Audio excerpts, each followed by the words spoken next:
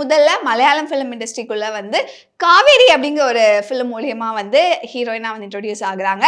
And இந்த படம் முதல் படமே ஒரு பிளாக் பஸ்டர் ஹிட்.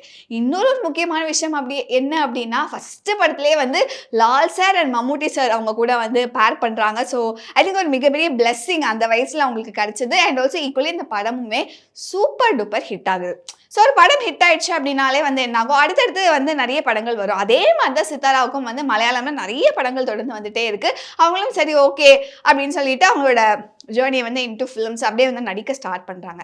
இப்படி அவங்களோட கெரியர் வந்து மலையாளம் இண்டஸ்ட்ரியில சக்ஸஸ்ஃபுல்லா போயிட்டு இருக்கும்போது தான் தமிழ்ல வந்து கே பாலச்சந்திரன் அவர்கள் வந்து அவங்கள ரெக்கக்னைஸ் பண்ணி அவருடைய திரைப்படமான புது புது அர்த்தங்கள்ல வந்து அவங்கள இன்ட்ரடியூஸ் பண்றாரு. அண்ட் அந்த படம் வந்து ஒரு சில பேர் நிறைய பேர் அந்த படத்தை வந்து பார்த்துருந்துருப்போம். அப்படி இருந்தாலும் அதுல இருக்கக்கூடிய இந்த ஒரு சாங் குருவாயூரப்பா, அந்த சாங் வந்து யாருமே கேட்காம இருந்திருக்கவே மாட்டோம். இன்னைக்குமே எல்லாரோட பிளேலிஸ்ட்ல இருக்கக்கூடிய ஒரு முக்கியமான சாங் வந்து அந்த ஒரு சாங் தான்.